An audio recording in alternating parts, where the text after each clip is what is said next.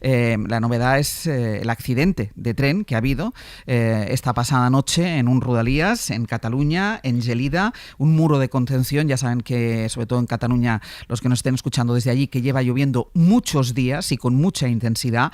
Un muro de contención se vino abajo, llenó la vía de escombros de tierra y ha provocado ese accidente en el que murió un maquinista en prácticas y 37 personas resultaron heridas, algunas de ellas de gravedad. En la zona donde está el tren accidentado sigue Soledad Domínguez. Sole, hola de nuevo. Hola, ¿qué tal, Ángels? Buenos días. Nos decía Sole a las 8 que la principal hipótesis es que un talud de tierra, ese muro de contención, cayó justo en el momento en el que pasaba el tren.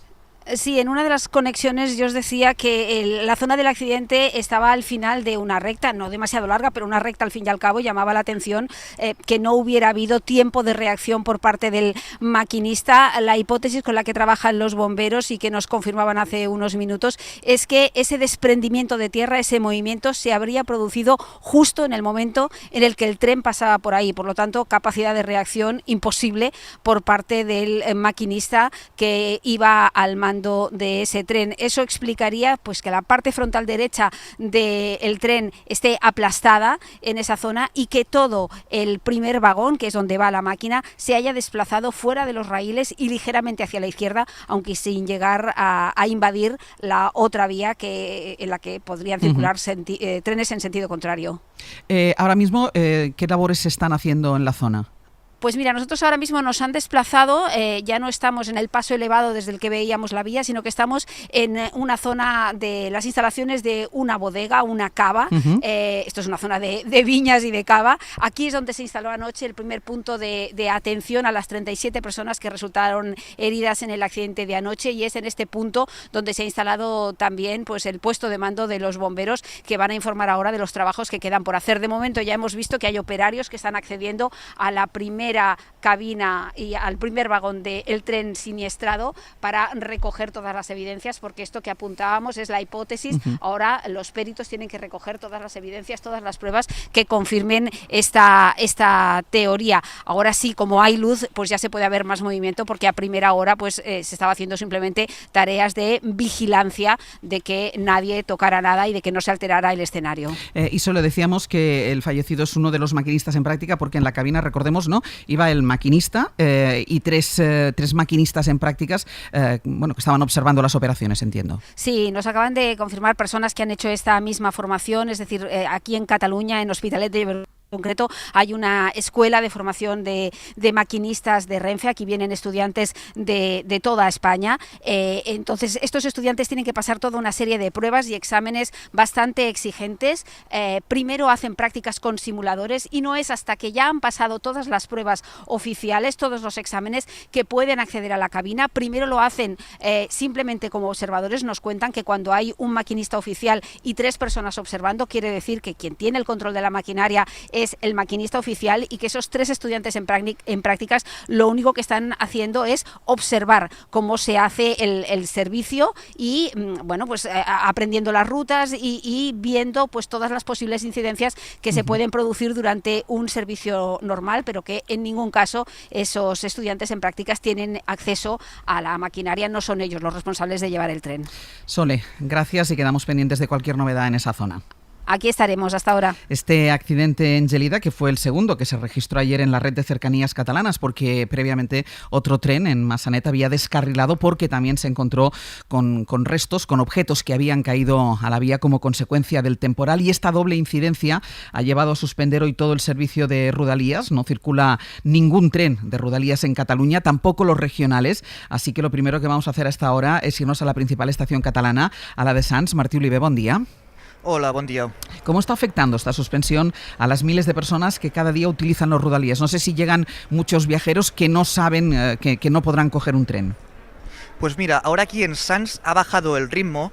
A primera hora sí que han llegado muchos pasajeros que seguramente se habían ido a dormir antes de que Adif informara que se suspendía el servicio y que llegaban muy desorientados. La mayoría intentaban acceder a los accesos que están cortados. Àngels, hay un personal de seguridad de Renfe que está cortando los accesos. Ahora mismo hay unas 50 personas que están entre sentados en los bancos esperando con parsimonia a ver si se resuelve la situación, y algunos se acercan para intentar acceder acceder a los andenes. Hay informadores que les informan que no pueden acceder, y donde no llegan también hay algunos agentes de la Guardia Urbana que están haciendo pedagogía entre los usuarios. La hora que se está esperando es las 9:30, cuando empezará una reunión en la Generalitat para ver cómo han ido estas pruebas que se han hecho de noche, las llamadas marchas blancas. A partir de allí se tendrán que ver los desperfectos que se han registrado.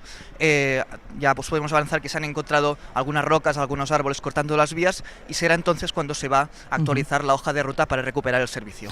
Martí, espera un momento, que quiero hacerte otra pregunta sobre los AVE, pero está aquí Edu Hernández.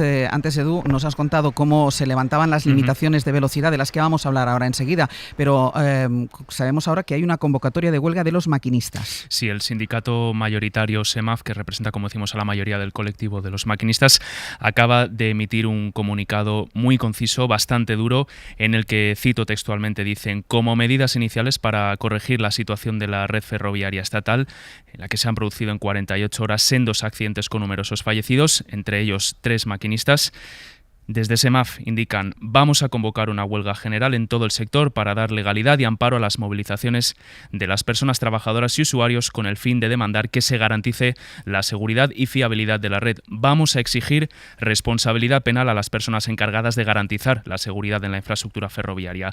La apertura del servicio en el ámbito de Cataluña no se va a realizar sin las garantías de seguridad suficientes para la circulación, y solicitaremos que se aplique el mismo procedimiento en toda la red en situaciones similares a Cataluña por causas meteorológicas adversas. Al inicio del servicio, los maquinistas de todas las empresas ferroviarias van a requerir que se les garantice la seguridad del trayecto a recorrer al centro de control, y cuando no se disponga de dichas garantías, se adaptará la marcha del tren a las condiciones reales de explotación de la infraestructura.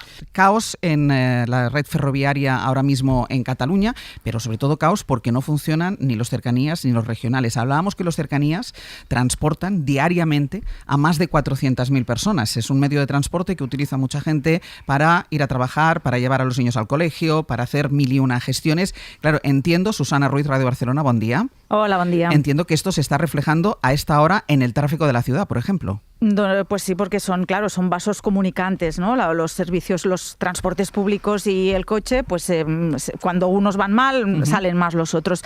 Sobre todo está habiendo muchos problemas, sobre todo en los accesos, en las carreteras de acceso a Barcelona. En la AP7, un accidente en Sant Cugat está dejando solo un carril abierto en la autopista, provoca 7 kilómetros de retenciones en sentido sur. También problemas por el acceso norte de entrada a Barcelona, sobre todo por la C31 en Badalona, donde otro accidente también está restringiendo el tráfico, y el colapso afecta de lleno al Nus de la Trinitat, que es un punto neurálgico donde confluyen varias vías de entrada a Barcelona. Para facilitar la movilidad, la Generalitat ha levantado las barreras del túnel del Garraf en la C32, o sea que por lo menos ese peaje es gratis. Por lo que hace al tráfico, por lo que respecta al tráfico en la ciudad de Barcelona, en las calles de la ciudad, sí que es más espeso que habitualmente, pero bueno, aquí sí que metro, autobuses urbanos, pues y los ferrocarriles de la Generalitat, que funcionan con normalidad, van absorbiendo parte del pasaje de los trenes que no funcionan. Pues también, Susana, cualquier novedad nos pides paso. Claro. Vamos a hacer una pausa. Esta es la situación, ahora mismo en Cataluña, en la estación de Sants, en los Rodalies y en la red de trenes regionales. Recordemos que a las 9:30 hay una reunión en la que se va a valorar el estado de las vías, y en función de lo que se vea se va a decidir si se retoma esa circulación de la red de cercanías o se prolonga a lo largo de la jornada.